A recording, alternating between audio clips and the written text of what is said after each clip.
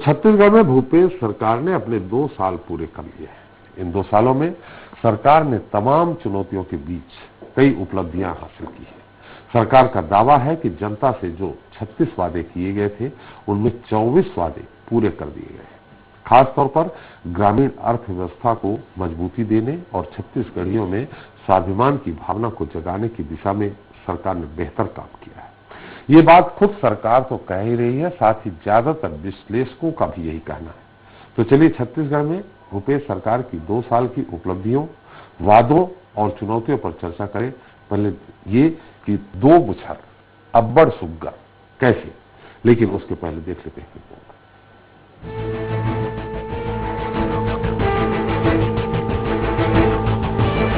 यह है छत्तीसगढ़ की, छत्तीसगढ़ियों माटी पुत्रों की, किसानों की किस्नहा गवनिया छत्तीसगढ़िया सरकार।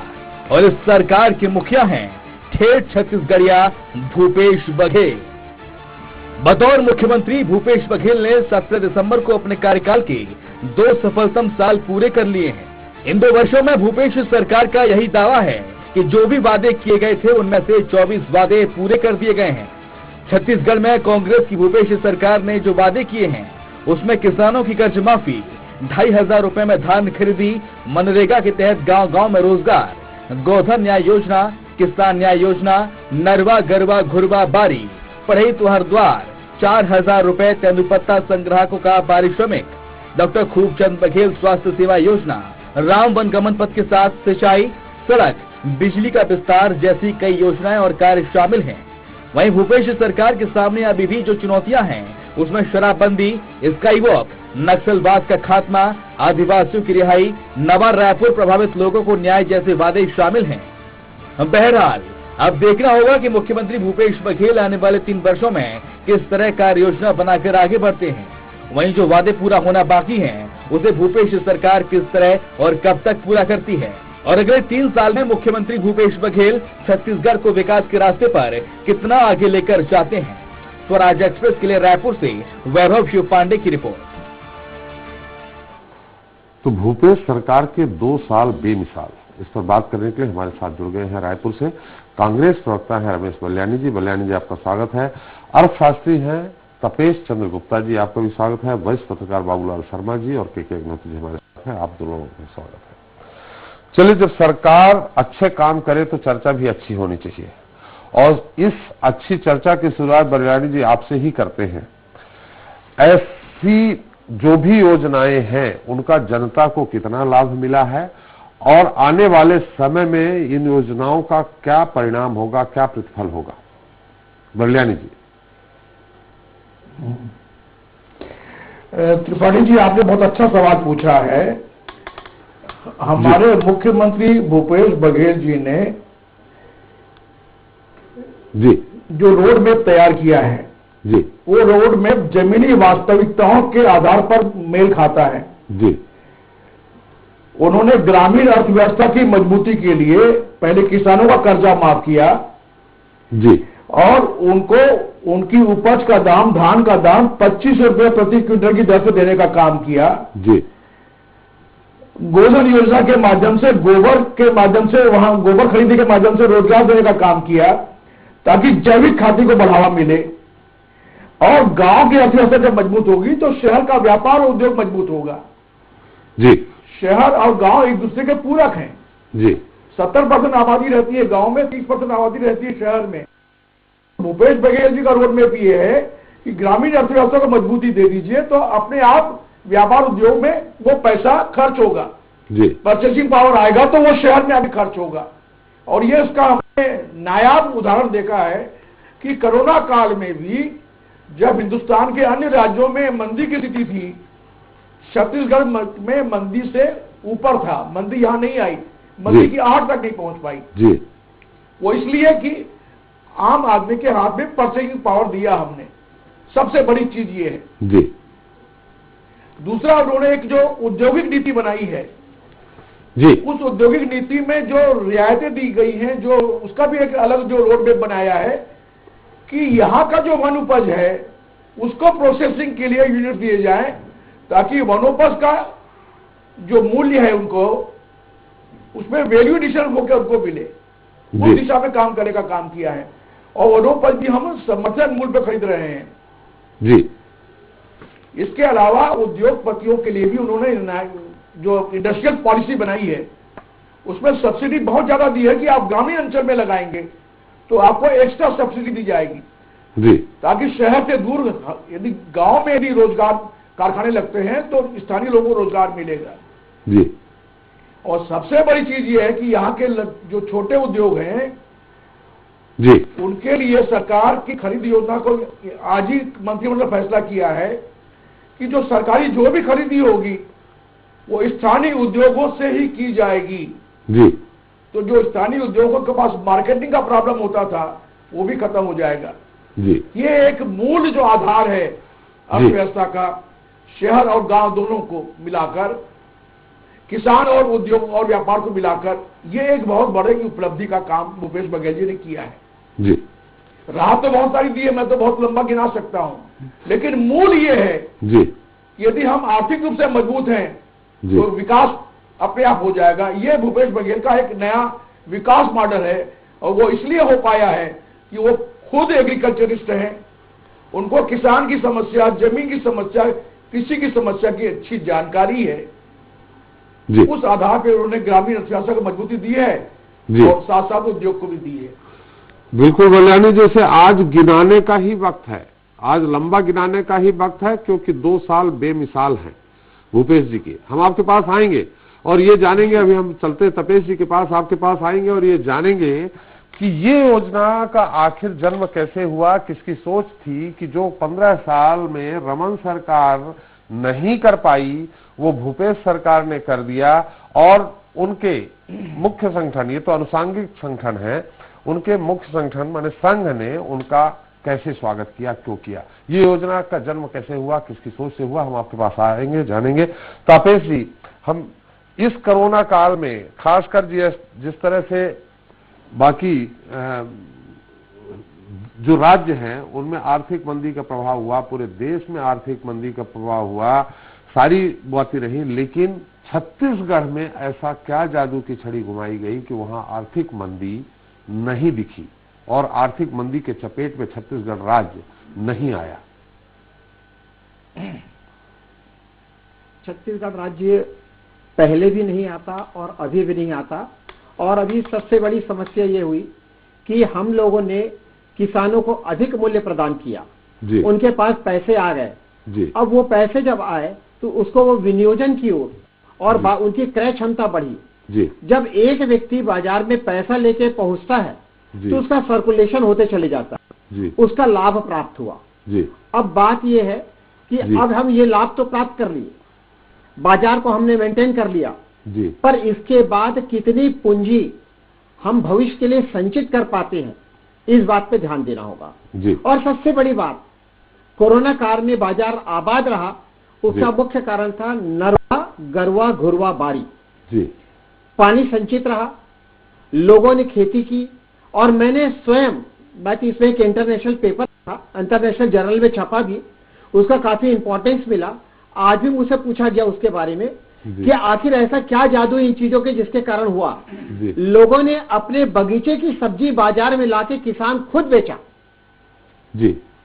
बड़े बड़े जो किसान थे जो सब्जियां लगाया करते थे वो बाजार में नहीं आ पाए, पर छोटे व्यापारी, छोटे दूध वाले, छोटे पशुपालक बाजार में अपने आवश्यकता की वस्तु लेके आए जी। तो उनके आर्थिक स्थिति मजबूत हुई, उनके परिवार के सदस्य मिले, प्रत्येक सदस्य को रोजगार मिला।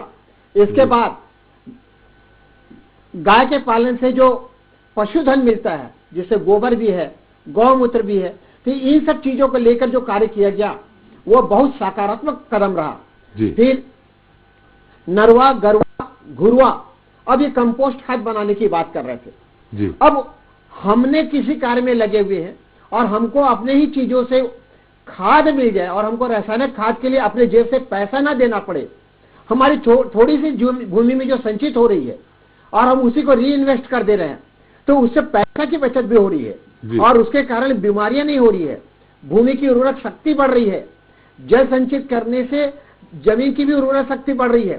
तो ये जो योजना थी साहब, वास्तव में भूपेश बघेल जी जमीन से जुड़े हुए कृषक हैं। आप देखिए उनके बच्चों के पालन पोषण, खिलाने के तरीके, गेड़ी यात्रा, पुण्य में स्नान, ये सब चीजें बताती है कि छत्तीसगढ़ की संस्कृति कैसी है। इस प्रकार की गतिविधियों से जो संस्कृति जो थी छत्तीसगढ़ की, उसको संबलता मिली। हम ये समझने में साकार हुए कि हमारी संस्कृति हमारा गर्व का विषय है, और यदि अगर हम अपने परंपरागत कृषि व्यवस्था को बना के रखेंगे तो हमारी आर्थिक संबलता भी प्राप्त होगी जी। कल भूपेश बघेल जी ने एक चीज कही, कभी भारत सोने की चिड़िया थी जी। और आज नहीं है, कर्ज में डूबे हुए हैं, तो उसका कारण क्या है जी। उन्होंने बताया, पहला भारत व्यापारिक देश था, आज कृषि प्रधान है जी। आज हमको फिर व्यापारिकता की ओर वापस ले गए हैं, लोगों को रोजगार दे रहे हैं। अगर हमारा गांव संबल हो गया, अपने गांव का रोजगार बढ़ने लग गया, तो रोजगार के अवसर बढ़ेंगे, लोगों के पास धन होगा, लोगों से संचित करेंगे, पूंजी नियोजित करके व्यापार का विस्तार होगा। और ये क्रम को भूपेश बघेल जी ने पकड़ा है। गांधी जी का जो स्वराज्य आंदोलन का मूल मंत्र था, नीचे से लेकर ऊपर तक पहुंचे की एक विनोबा भावे जी का कथन था, उन सब चीजों को लेकर चल रहे हैं। ये सही कार्य योजना है और इससे आर्थिक स्थिति मजबूत होगी। दूसरी बात, यदि अगर केंद्र सरकार जैसे हम गवर्नमेंट एम्प्लॉइयों को तनख्वाह 1 तारीख को दे देती है, 1 तारीख के पहले दे देती है, आखिरी दिन दे देती है, अगर छुट्टी है तो 2 दिन पहले दे देती है, अगर ऐसे ही जीएसटी ऑनलाइन कलेक्ट करते हैं और पर्टिकुलर एक तारीख को 4 तारीख, 5 तारीख, 10 तारीख, जो तारीख निर्धारित कर दे, उसके बाद वो पैसा का ट्रांसफर शुरू कर दे स्टेट को, तो स्टेट कर्ज से मुक्त होगा और उसकी योजनाएं संचालित होती रहेगी। अगर सरकार वास्तव में, केंद्र सरकार इस बारे में सशक्त है, तो उनको इन योजनाओं पर विचार करना चाहिए। अगर ये राशि समय पे मिलने लग गई तो मैं बोलता हूं देश का सबसे उन्नत राज्य होगा छत्तीसगढ़। ऐसी योजना लगाने से सिर्फ छत्तीसगढ़ की बात नहीं कर रहा हूं, इसे महाराष्ट्र को भी मिलेगा, उत्तर प्रदेश को भी मिलेगा, हर राज्य को। इसे राजनीतिक दृष्टिकोण से सोचने की आवश्यकता नहीं है, राष्ट्रीयता के दृष्टिकोण से रखना है। आखिर उस पैसों को आप अपने पास रोक के क्या कर रहे हैं? वो राज्य की योजनाओं में विकास के काम तो आए। अगर राज्य विकास के कार्य में नहीं लाता है, उसको फिजूल खर्च करता है, तो आपके पास एजी बैठा हुआ है, आप उससे ऑडिट कराइए, लोकल फंड पड़ा हुआ है उससे ऑडिट कराइए और एक सामाजिक समरसता पैदा कीजिए। जबकि सामाजिक समरसता हर राजनीतिक दल का नारा है, तो वो आप स्वरूप लाइए। और आर्थिक रूप से किसी प्रदेश को कमजोर करके राष्ट्र के विकास की कल्पना नहीं हो सकती। तो जीएसटी की राशि को एक निर्धारित तिथि को वापस करने की योजना चाहिए और यह राशि व्यापारी को भी वापस होनी चाहिए जो उसके रिफंड है। और जो क्लेम है, अगर वह क्लेम नहीं देता है व्यापारी, तो उसमें पेनाल्टी हायर रखिए आप, पर यह वैसा बनाइए। आर्थिक सुदृढ़ता अगर आपने लाई, कसावट लाई, तो पूरा देश विकसित होगा। आज हम 2 साल में प्रदेश की प्रगति को देख रहे हैं। हो सकता है कि अगर इस चीज को लागू करें तो हमको साल भर में इसका आउटपुट दिखने में लग जाए और राष्ट्र के लिए गौरव का विषय होगा। मैं तो ये कहता हूं, नरवा गरवा घुरवा बारी, यह सिर्फ राष्ट्रीय योजना नहीं होनी चाहिए, इसे अंतर्राष्ट्रीय स्तर तक ले जाकर रखना चाहिए। यह एक ऐसी योजना है साहब कि हर देश का पूरे विश्व का हर शहर, हर गांव संपन्न होगा। एक चीज मैं और अपेक्षा करता हूं भूपेश बघेल जी से, गांव के पंचायत में बैठक होती है, पूरा बैठक छत्तीसगढ़ी में संचालित होती है और उसका जब कार्यवाही विवरण लिखा जाता है, हिंदी में लिखा जाता है और कहा जाता है ये छोड़ो ना यार, ये छोड़ो ना यार, ये छत्तीसगढ़ी बोला था, अपने को नहीं मालूम।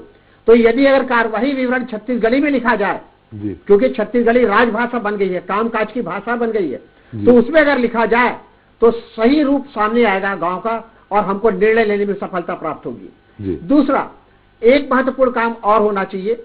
हमारे पास कर्मचारी अधिकारियों के बीच विवाद पैदा हो रहा है, कार्यों का बंटवारा ठीक से नहीं हो रहा है, विभागीय जांच हो रहा है तो पेंडिंग में पड़े रह रहा है। यदि अगर 2021 का एक्साई नियम बना लिया जाए, जो बीच बीच में परिवर्तन हुआ है, जिसको भूल गए हैं लोग बाग, जानते नहीं है, उसके नाम से झगड़ा होता है, सही रूप सामने आ जाए, नियमों में पारदर्शिता आ जाए, एकजुटता है, एक्साई होकर सामने आ जाए, तो मैं कहता हूं कि प्रदेश सरकार एक कुशल प्रशासकीय निकाय के रूप में, जिसे कहा जाता है गुड गवर्नेंस का, उसका खिताब भी जीतेगी और पूरे राष्ट्रीय स्तर पर स्थापित होगा। तो प्रशासन, ग्रामीण अर्थव्यवस्था और राज्य में योगदान और राष्ट्रीय योगदान सब कुछ इसे संचित होगा, क्योंकि यह राज्य प्राकृतिक रूप से, वन संपदा के रूप में, खनिज संपदा के रूप में, उद्योग के रूप में और श्रम शक्ति और कृषि पे भी अग्रणी है। तो इसको उचित प्लेटफॉर्म मिलेगा। तो ये 3 वर्ष जो बचे हैं उसमें ये चीज की मैं अपेक्षा करूंगा। जी, मतलब ये कि जीडीपी जहां पूरे देश में गिर रही है और उसके कारण देश और प्रदेश आर्थिक मंदी के दौर से गुजर रहे हैं, वहां भूपेश जी ने ग्रामीण व्यवस्था को अच्छे से मजबूती प्रदान की है। किसानों को नरवा गुरवा गोरू इस योजना के तहत उन्होंने किसानों को संबल प्रदान किया है और ग्रामीण क्षेत्र को उन्होंने ज्यादा ध्यान दिया, जिसके कारण आर्थिक मंदी की मार पूरे प्रदेश में नहीं पड़ी, यहां तक कि शहरों में नहीं पड़ी। आपके कहने का मतलब ये? वह 70% जनसंख्या ग्रामीण क्षेत्र में रहती है। जी जी। तो उसका लाभ तो प्राप्त होगा ही जी। अगर 70% उन्नत हो रहे हैं तो प्रदेश तो आगे प्रगति की ओर जाएगा ही। जी। तो त्रिपाठी जी एक बड़ी बात ये भी हुई है जी कि कोरोना काल में जहां लॉकडाउन के चलते सारी इंडस्ट्रियल गतिविधियां बंद हो गई जी, लेकिन खेती कृषि एक ऐसा क्षेत्र था जी, जहां खेती किसानी चलती रही, उसी ने हिंदुस्तान की जीडीपी को बचाने का काम किया है। जी, ये तो देश को किसानों का शुक्रगुजार होना चाहिए जी, कि लॉकडाउन में भी उन्होंने खेती और किसानी को बचा के रखा और फसल अच्छा उत्पादन हुआ है, रिकॉर्ड तौर उत्पादन हुआ है। जी। ये एक मौके, ये गौर करने की बात है। जी। चलिए आप एक चीज ध्यान दीजिए जी कि पूरे देश में सब्जी की फसल, सब्जी की आपूर्ति, दूध की आपूर्ति कहीं बाधित नहीं हुई। और देखिए चाय इतना बिकता था, कहीं पे दूध भी सरप्लस नहीं मिला, क्योंकि उस हिसाब से किसान ने उसका कंजम्पशन किया, उस हिसाब से उसका डिस्ट्रीब्यूशन किया। तो ये चीज को हमको तो मानना पड़ेगा। बिल्कुल। बाबूलाल जी हमारे साथ हैं। बाबूलाल जी, निश्चित तौर पे हम लोग चर्चा करते हैं, जब डिबेट भी होती रहती है तो जितने भी विश्लेषक रहे, चाहे रमेश शर्मा जी रहे हो, अग्निहोत्री जी रहे हो, आपने भी, ये बात तो सही है जो तपेश जी ने कहा है कि आर्थिक मंदी इसलिए नहीं जूझा छत्तीसगढ़ आर्थिक मंदी के दौर से क्योंकि गांवों को उन्होंने संबल बनाया, किसानों को ज्यादा से ज्यादा सुविधा देकर के मजबूत करने का प्रयास किया, जिसका असर शहरों तक पड़ा। इस बात को हम लोगों ने माना है कि किसानों के मामले में भूपेश जी ने वाकई किसानों को खुश किया है और किसानों तक भूपेश जी की जो योजनाएं हैं उसका किसानों को फायदा भी मिला है, पहुंची है योजनाएं वो। अब ऐसी स्थिति में आपका आकलन क्या है, जितनी भी योजनाएं हैं उनकी, उसमें क्या प्लस है, किस तरह से उनको और ज्यादा अच्छे से बढ़ाया जा सकता है जिससे किसान मजबूत होगा? तो जैसे तपेश जी ने कहा, किसान मजबूत होगा, गांव मजबूत होगा तो प्रदेश मजबूत होगा, प्रदेश मजबूत होगा तो हमारा राष्ट्र मजबूत होगा, देश मजबूत होगा। अभी मैंने ये भी 2 दिन पहले ही बात हुई थी कि राजीव गांधी न्याय यात्रा को लेकर केंद्र सरकार ने, आप भी थे, उनसे उसका पूरा खाका मांगा है। निश्चित तौर पे राज्य सरकार कोई योजना अगर चला रही है तो उस योजना का माइनस पॉइंट ढूंढने के लिए नहीं मांगा होगा, उनने देखा होगा कि इस योजना बहुत अच्छी किसानों तक जा रही है, किसान इससे खुश हैं, तो हो सकता है राष्ट्रीय स्तर पर भी इसको योजना को लागू किया जाए। वो अलग मुद्दा है कि किस नाम से हो, लेकिन उस योजना पे उन्होंने अमल करने की सोची है, ऐसा आपने भी निर्णय बताया था। क्या कहना है आपका, क्या टिप्पणी है आपकी इस पूरे मुद्दे पे? देखिए, पहले तो अपन बैठे हैं 2 साल के काम के रिकॉर्ड कार्ड देखने के लिए जी, रिपोर्ट कार्ड देखने के लिए जी। लेकिन वास्तव में देखिए, भूपेश सरकार जब सरकार में बैठी तो उसके बाद लगातार लोकसभा चुनाव आ गए, पंचायत का चुनाव हो गया, स्थानीय चुनाव हो गए, तो 5-6 माह तो उसी में खराब हो गया उनका। तो काम करने का मौका नहीं मिला क्योंकि ये रोक थी काम करने में जी। लेकिन जो पहला जैसे ही एक गद्दी पे बैठे और देखिए, एक मुख्यमंत्री जब शपथ लेने के तत्काल बाद जो है अपने मुख्य सचिव के साथ पहली बैठक करता है, आपको भी अंदाज होगा इस बात का, और अपने घोषणा पत्र की प्रति उसको सौंपता है और ये कहता है कि इसके हिसाब से जो है हमको काम करना है, और वहां पर प्राथमिकताएं तय करके देता है जी। तो प्राथमिकताएं तय करने में 2 काम तो उन्होंने तत्काल प्राथमिक इस तरह पे किए। पहला किया किसान कर्ज माफी और दूसरा किया राजीव का ये अपने बिजली हाफ का, ये दोनों तो तत्काल कर दिया, और आदिवासियों को जमीन वापस दिलाने की प्रक्रिया शुरू करवा दी जी। तत्काल, मतलब देरी नहीं की जी। ये हुई शुरुआत। और दूसरी चीज क्या है, ये होने के बाद में आप एक बड़े ध्यान से देखने की बात है कि जहां तक सोच मुख्यमंत्री की जो है ये है, क्योंकि वो किसान है, खुद जमीन से जुड़े हुए हैं, उनकी सोच जहां तक मैं समझ पा रहा हूं ये है कि शहरी लोग तो लगभग सक्षम होते हैं अपने पेट पालने के लिए, अपने रास्ते बनाने के लिए, अपनी व्यवस्था करने के लिए, वो सक्षम होते हैं। लेकिन गांव के लोग जो होते हैं वो अपना रास्ता नहीं बना पाते। अगर वो कहीं कमजोर पड़ गए तो वो कमजोर ही पर रह जाते हैं, वो मजबूत होने की स्थिति में जब तक कोई सहयोग न हो नहीं कर पाते। और देखिए, छत्तीसगढ़ की भाषा इतनी मीठी है और इसी मीठी भाषा के पीछे जो है इनकी सोच भी यही है कि विकास भी ऐसा हो कि जिसमें लोगों को मिठास महसूस हो। और ये प्रयास जो है इन्होंने किया है। विकास भी 3 तरीके के होते हैं त्रिपाठी जी। एक तो विकास अधोसंरचना का विकास होता है, वो नजरों के सुख के लिए और सुख सुविधाओं के लिए होता है, जो अच्छा लगता है, बुरा नहीं, वो भी होना चाहिए। वो काम डॉक्टर रमन सिंह ने बहुत ज्यादा किया, इसीलिए उनके ऊपर में बहुत सारे भ्रष्टाचार के आरोप भी लगे। बहुत सारी चीजों में अभी तक चल रहा है मामला। वो सुविधाओं के लिए जरूर ठीक हुआ। उस समय में पीडीएस एकमात्र ऐसा काम था उनका जो पेट की भूख समाप्त करने के लिए था, अन्य कोई ऐसा मामला आता नहीं।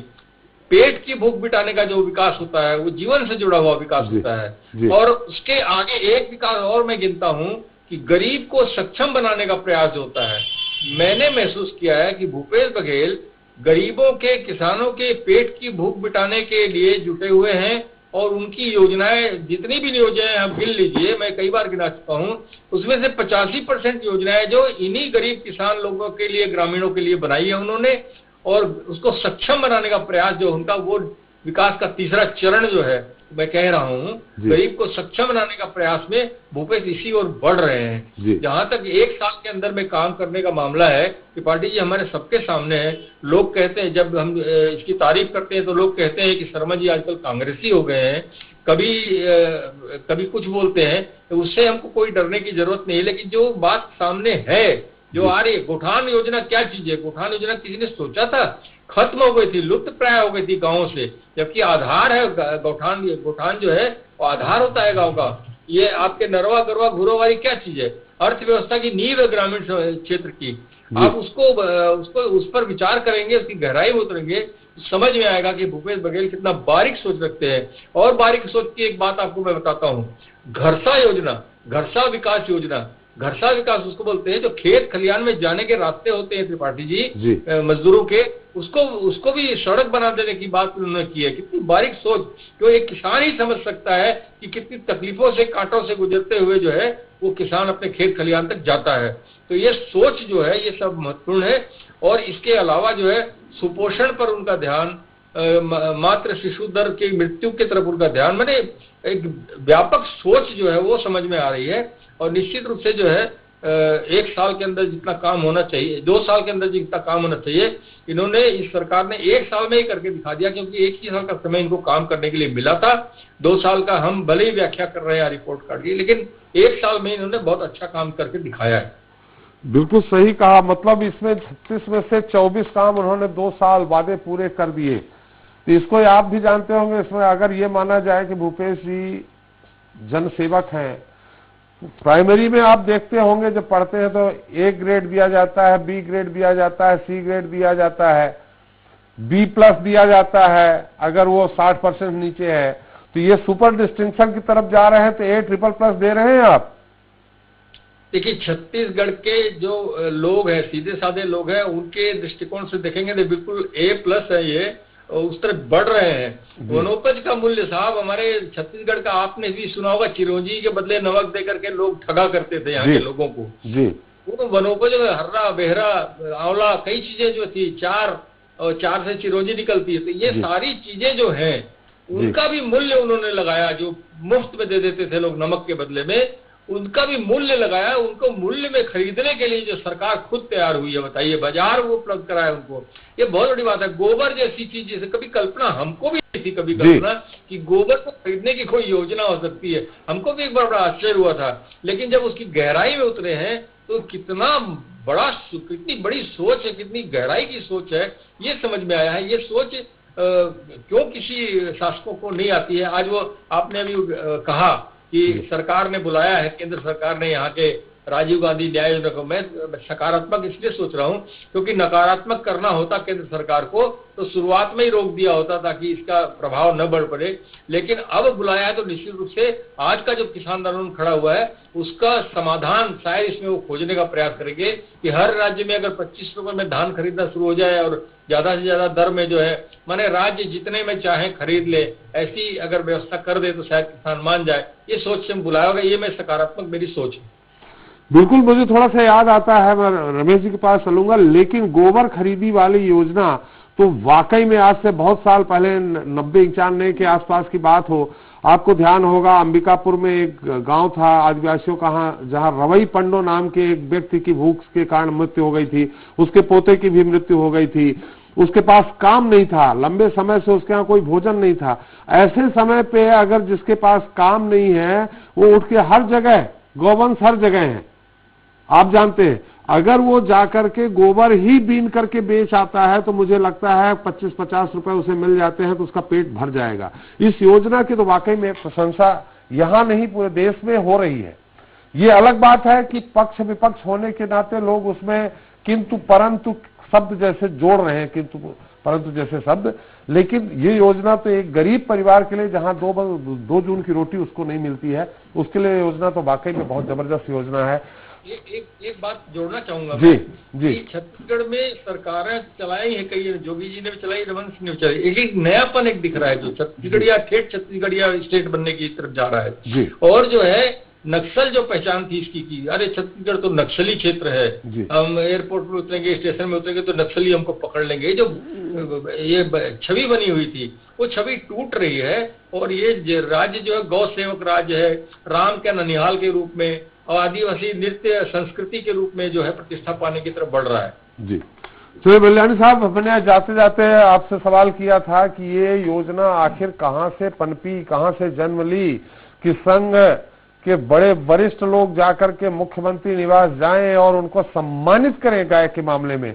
आप भी जानते हैं जनसंघ के जमाने से गाय का मुद्दा जनसंघ के लिए भी महत्वपूर्ण रहा है, जनसंघ की ही पार्टी बीजेपी है, बीजेपी के लिए गाय का मुद्दा महत्वपूर्ण रहा। ये आखिर कहां से पकड़ लिया आप लोगों ने, जो रमन सरकार का 15 साल स्वागत नहीं हुआ, भूपेश जी का पकड़ा नहीं है जी। देखिए त्रिपाठी जी, भारतीय जनता पार्टी के लिए जो गाय का मुद्दा है ना जी, वो वोट के लिए है गाय जी, हमारे लिए वोट के लिए मुद्दा नहीं है, हमारे लिए ग्रामीण अर्थव्यवस्था का मुद्दा है जी। और वो इसलिए आए कि भूपेश बघेल जी किसान परिवार से आते हैं जी, ग्राउंड रियलिटीज को जानते हैं और ग्राउंड रियलिटीज जाने के बाद उनमें विजन है जी। तो उस विजन और ग्राउंड रियलिटीज के आधार पर उन्होंने अपने मिशन में काम किया है जी। ये मिशनरी है उनके दिमाग की जी। और आपको बता दूं कि वो फीडबैक लेने में विश्वास करते हैं जी। ग्रामीण अंचल में तो उनको पूरी जानकारी थी, लेकिन इंडस्ट्री और व्यापार के बारे में पूरी फीडबैक उन्होंने उद्योगपति को बुला के लिया। रियल एस्टेट में क्या तकलीफ है उनको बुला के लिया। रियल एस्टेट में 30% हमने जो रेट है 30% कटौती कर दी, रजिस्ट्री का खर्च में कम कटौती कर दी जी। तो रियल एस्टेट हमारा डेवलप हो गया। उद्योगों की जो समस्याएं थी, रॉ मटेरियल की स्टील बहुत महंगा मिलता, तो स्टील उनको कम कीमत में मिले रॉ मटेरियल ग्रुप में, उस पर प्रयास किया।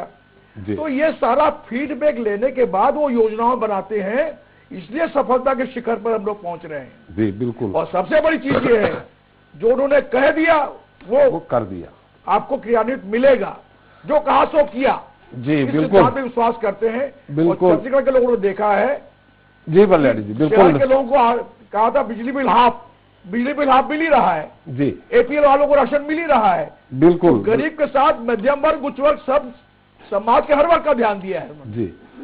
चलिए, अब निश्चित तौर पे 3 साल जब होंगे तो उसको डबल बेमिसाल करेंगे और भूपेश सरकार के 2 साल बेमिसाल रहे और हमारे लिए बल्याणी जी बेमिसाल कांग्रेसी हैं। बहुत बहुत धन्यवाद बल्याणी जी आपका, तपेश जी आपका और बाबूलाल जी आपका हमारे साथ चर्चा में शरीक होने के लिए। तो कोरोना काल में आर्थिक संकट की चुनौतियों से निपटते हुए जो विकास कार्य किए गए उसे देखते हुए कहा जा सकता है कि भूपेश सरकार जल्द ही वो सभी वादे भी पूरा करेगी जो उसने जनता से चुनाव पूर्व किए थे। हाँ, थोड़ा वक्त जरूर लग सकता है। हम उम्मीद करते हैं कि भूपेश सरकार अपने कार्यकाल के जो 3 वर्ष शेष है उसमें सभी वादों को पूरा कर वह जनता की उम्मीदों पर पूरी तरह से खरा उतरेगी।